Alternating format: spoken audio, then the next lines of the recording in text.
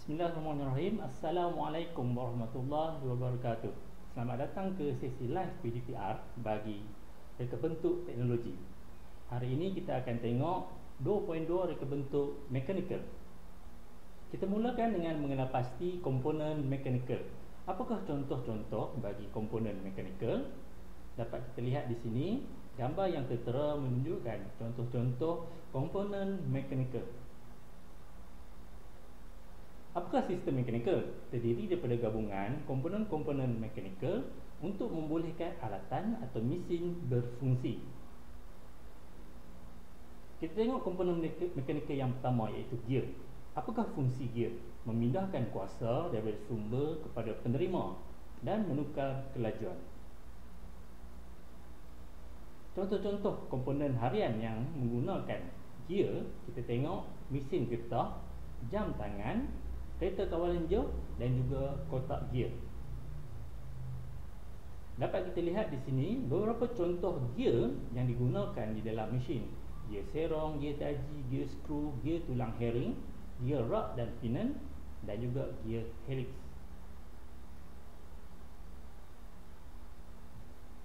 Ada tugasan di sini di mana cikgu hendak kamu cari 5 alatan atau mesin yang menggunakan gear, kemudian namakan gear yang digunakan dalam alatan mesin tersebut. Kamu boleh rujuk buku teks untuk melihat nama-nama gear. Seterusnya kita tengok komponen mechanical bagi pautan atau linkage. Apakah fungsi linkage? Menghubungkan antara komponen atau bahan untuk melengkapkan sistem. Kita biasa tengok pada pintu, pautan ini membantu pintu tertutup dengan sendirinya. Kita boleh laraskan kelajuan untuk pintu tersebut ditutup. Seterusnya kita tengok tuil, tuas atau lever. Tuil atau tuas ialah sistem yang berkaitan daya, beban dan fulcrum. Terbahagi pada 3 kelas. Kelas pertama, kedua dan ketiga. Kita dapat tengok di mana kedudukan fulcrum berada, beban dan daya akan menentukan ianya terletak di dalam kelas yang mana. Contoh-contoh peralatan yang menggunakan tuil: gunting, kereta sorong, penyapu dan juga penjepit makanan. Seterusnya kita akan tengok komponen mechanical takal atau puli. Takal ialah mesin ringkas yang terdiri daripada satu roda yang berputar pada gandar. Jadi dia akan berputar pada gandar tersebut, memudahkan kerja mengangkat beban yang berat. Tali sawat atau belting. Tali sawat digunakan untuk menghubungkan takal pemacu yang dipasang pada enjin atau motor elektrik dengan takal dipacu. Berbanding dengan takal, dia berada pada satu kedudukan sahaja. Tapi kita lihat di sini ada dua, satu dipasang pada enjin dan satu lagi pada takal yang dipacu. Kita tengok aci sesondol dan camshaft. Aci sesondol digunakan untuk membuka dan menutup tinjap. Ianya boleh didapati dalam kenderaan bermotor. Aci ekor berfungsi untuk menukarkan gerakan linear kepada gerakan berputar. Seterusnya sebagai penghantar kuasa kepada kotak gear untuk menggerakkan keadaan. Dapat kita lihat di sini bagaimana omboh digerakkan dalam gerakan linear dan memutarkan aci sesondol. Gerakan berputar ini akan dipindahkan kepada roda dan menggerakkan roda. Seterusnya kita tengok komponen mechanical bagi gelongsor.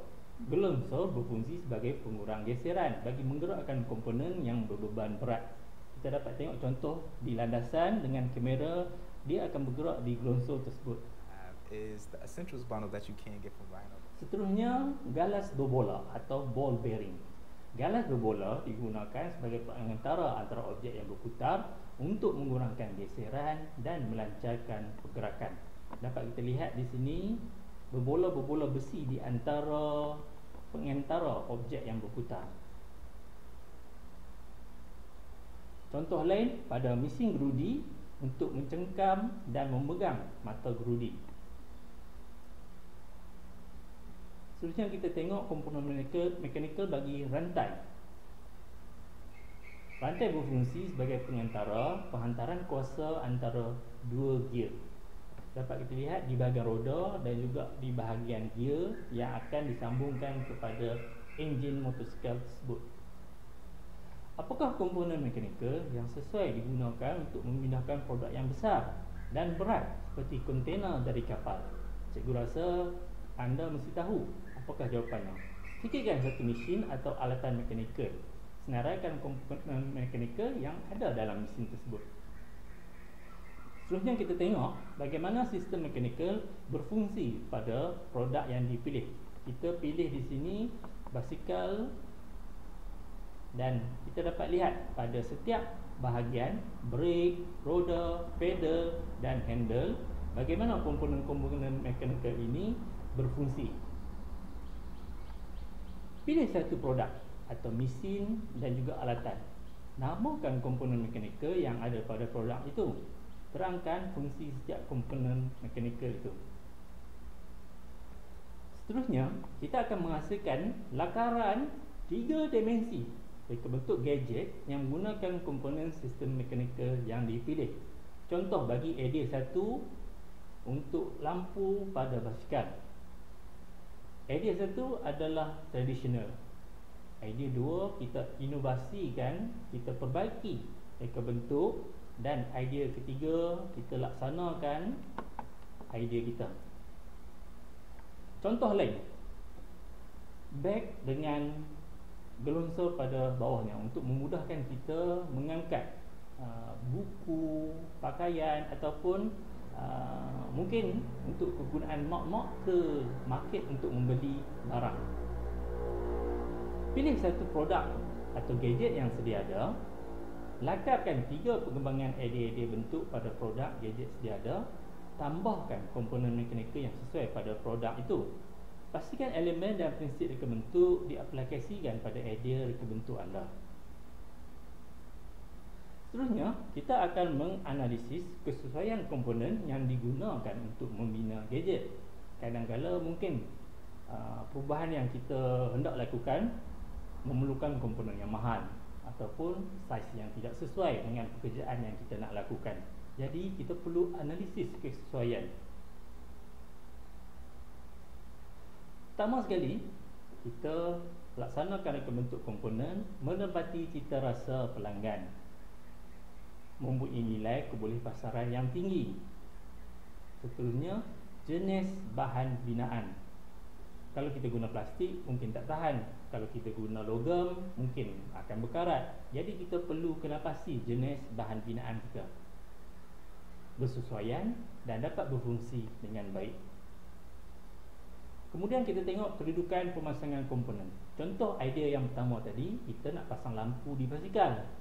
Di manakah kedudukan yang paling elok? Kalau di handle, bila kita pusing basikal, lampu akan bergerak mengikut arah pusingan kita. Kalau kita letak lampu pada sangga di hadapan, bila kita pusing, lampu masih lagi di hadapan tapi kita dah bergerak, jadi tak sesuai. Jadi kedudukan pemasangan komponen amat penting. Ia akan mempengaruhi jenis-jenis pemasangan yang digunakan. Dan seterusnya, kemasan. Ianya haruslah menarik, dapat melindungi kelemahan pada komponen. Kita bukan sahaja untuk bagi dia nampak cantik, tapi juga untuk melindungi. Contoh kereta, kita cat untuk menghalang ia daripada berkarat. Contoh jadual analisis kesesuaian komponen mekanikal untuk membina gadget. Kita lihat di sini reka bentuk komponen jenis bahan, kedudukan pemasangan dan kemasan, apakah keterangannya dan kesesuaiannya. Daripada 3 pengembangan idea yang ada, pilih satu idea yang terbaik. Lengkapkan jadual analisis berdasarkan hasil lakaran idea anda. Seterusnya, kita membuat rumusan kekuatan dan kelemahan komponen sistem mekanikal yang dipilih untuk bina gadget. Kita lihat idea untuk lampu basikal kita pada badan lampu, pemegang lampu dan pengunci pemegang lampu. Okey. Tengok pada pengunci. Bila kita tetapkan pada kedudukan ini, jadi hanya pada bahagian atas sahaja. Bila kita pasang di bahagian tepi, mungkin tak sesuai.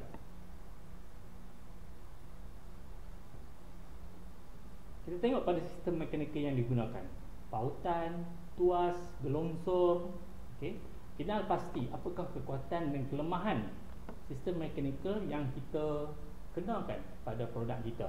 Contoh ni boleh mencengkam dengan kuat, senang dipasang, badan lampu mudah dipasang. Kelemahan, saiz yang berbeza, mudah tercabut. Kalau kita terlanggar batu, terlanggar bonggol, bahagian gelongsor mudah longgar jika gegaran kuat. Kita buat rumusan kekuatan dan kelemahan pada idea gadget yang kita hasilkan. Hasilkan model atau produk daripada lakaran gadget yang anda hasilkan. Kita mula dengan gadget lampu basikal. Kita mula sesi brief dengan pelanggan. Apakah kehendak beliau? Kaji selidik lakaran awal, lakaran idea. Kita bawa ke pelanggan dan apa sahaja maklum balas, kritikan, cadangan. Okey. Kalau tak sesuai, kita patah balik kepada lakaran awal dan kita ubah. Seterusnya, lakaran akhir. Pelanggan kita bersetuju rupa bentuk untuk lampu basikal kita. Kita laksanakan lukisan kerja, sediakan komponen dan kita hasilkan komponen tersebut. Seterusnya, kita akan pasang dan kita akan uji. Adakah ia berfungsi dengan baik? Jika tidak, kita kembali kepada pemasangan. Dan jika ia, kemasan akhir. Mungkin kita nak cat, kita nak letak beberapa hiasan yang lain dan selesai gadget lampu basikal kita. 6 peringkat proses pembinaan gadget. Yang pertama, membuat lakaran ceraian sistem dan komponen. Apakah yang diperlukan untuk kita bina lampu basikal? Mentol, pemegang mentol, pemegang, gelongsor dan sebagainya. Kemudian kita sediakan bahan dan alatan pembinaan. Di mana kita bincangkan tadi, kita perlukan bahan yang sesuai. Adakah kita nak guna logam? Adakah kita nak guna plastik? Ataupun kita guna kayu? Seterusnya kita menghasilkan komponen kita. Kemudian kita pasang pada basikal kita dan kita uji dan akhir sekali kemasan.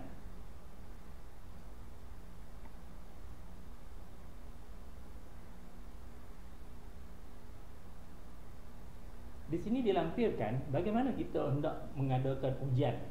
Adakah di makmal? Adakah dilakukan dalam kesetaraan yang sebenar? Kita bawa ke jalan, kita bawa ke kawasan bukit dan sebagainya untuk kita uji. Adakah lampu kita betul-betul lekat pada basikal?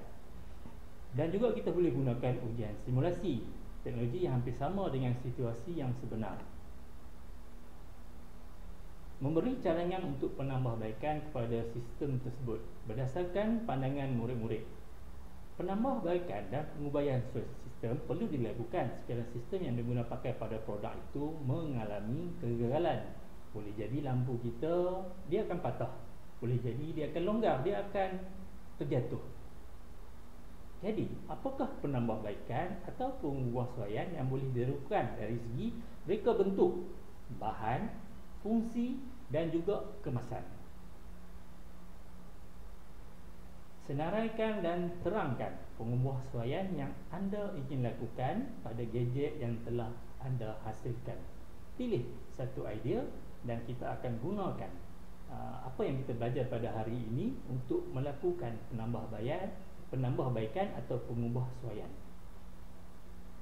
Sekian saja pada hari ini.